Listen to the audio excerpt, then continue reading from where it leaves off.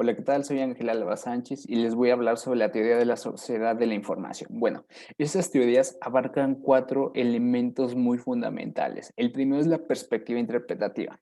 En ella se recarga el hecho que los medios pueden ejercer una labor constante de definición de los universos simbólicos y del conocimiento. ¿Esto qué quiere decir? Los medios de comunicación en la actualidad son de gran importancia, son de gran influencismo sobre la sociedad. Es decir, la televisión, por ejemplo, las redes sociales, la radio, pero en específico más las redes sociales y la televisión. Bueno, pero la televisión nos dice cómo deberíamos expresarnos, cómo deberíamos hablar, cómo deberíamos escuchar, cómo deberíamos ser, cómo deberíamos vestirnos. Es decir, nos dice cómo deberíamos actuar ante la sociedad. ¿Qué nos quiere decir la perspectiva interpretativa? La perspectiva interpretativa nos diferencia las sociedades, como las clases sociales, clase media, baja, alta y intermedios entre estas clases, ¿no? Nos quiere hacer una diferencia entre sociedades. Por ejemplo, no es lo mismo un empresario que un minero o un trabajador, ¿no? O trabajador o un minero. El empresario es una persona exitosa que tiene gran salario, que tiene grandes prestaciones, que se puede jubilar cuando quiera, tiene una gran vida, ¿no? Y prevé este trabajo al minero o al obrero. ¿Qué nos quiere decir estas dos personas que mencioné? Estas dos personas, por supuesto, no tienen un gran sueldo económico y, por supuesto, no difieren de altos estudios, tienen bajos estudios, ¿no? Entonces, ¿qué nos quiere decir en sí la perspectiva interpretativa?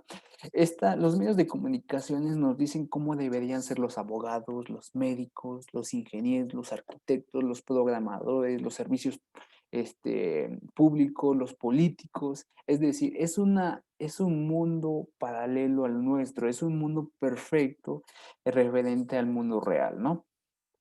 Y bueno, seguimos al siguiente tema, que son usos y graficaciones. Hablando del mismo tema de las televisiones, de los medios de comunicación, cuando nos sentamos, estamos en un día libre, vamos a ver la televisión, nos sentamos en nuestro sofá, tomamos el control, tenemos una inmensidad de canales, ¿no? Tenemos muchos canales por qué ver, bueno, también en la televisión abierta y televisión de paga, ¿no?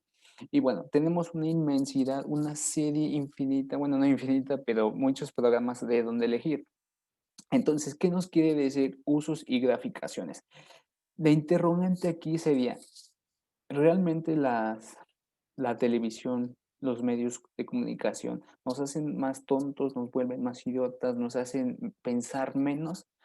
No, la respuesta sería no, porque la televisión, el entretenimiento, los espacios informativos, los educativos están hechos para satisfacer la demanda. Si están esos programas, significa que hay personas que desean ver esos programas. Entonces, no, la televisión actúa acorde a la demanda.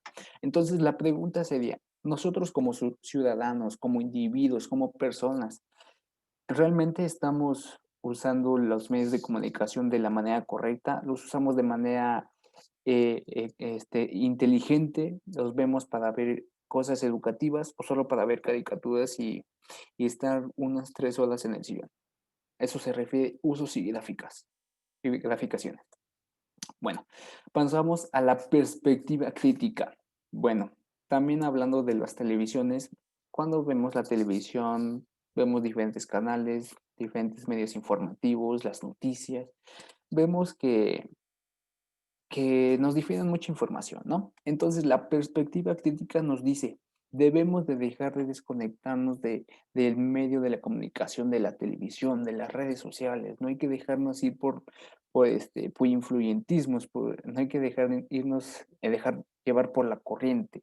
La televisión nos da un informe, no hay que depender únicamente de ese informe, debemos investigar más, debemos leer más, tenemos internet, tenemos diferentes formas de información, tenemos el internet en el cual nos difiere muchos datos, muchos informes, en el cual podemos comparar con respecto a lo que nos está dando la televisión, ¿no? Eso quiere decir la perspectiva crítica. Debemos de desconectarnos de la televisión para que no dependamos únicamente de ese medio de comunicación.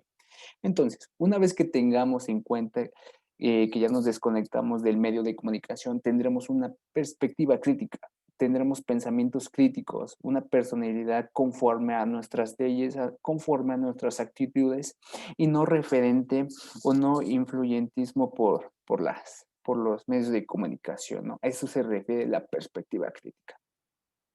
Luego pasamos, el medio es el mensaje. ¿Qué se refiere a esto? El medio es mucho más importante que el mensaje. No quiere decir que uno está más arriba que otro, pero sí están al mismo nivel. Pero tenemos que ver mucho más importante dónde lo vamos a mandar, por cuál es el medio, por qué medio.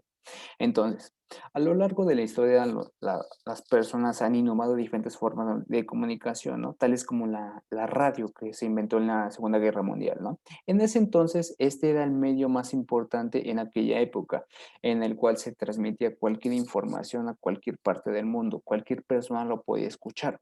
Y bueno, ya evolucionando las personas, la sociedad fue llegando la televisión, los teléfonos, los celulares, las redes sociales, esto con base a la evolución de la sociedad, ¿no?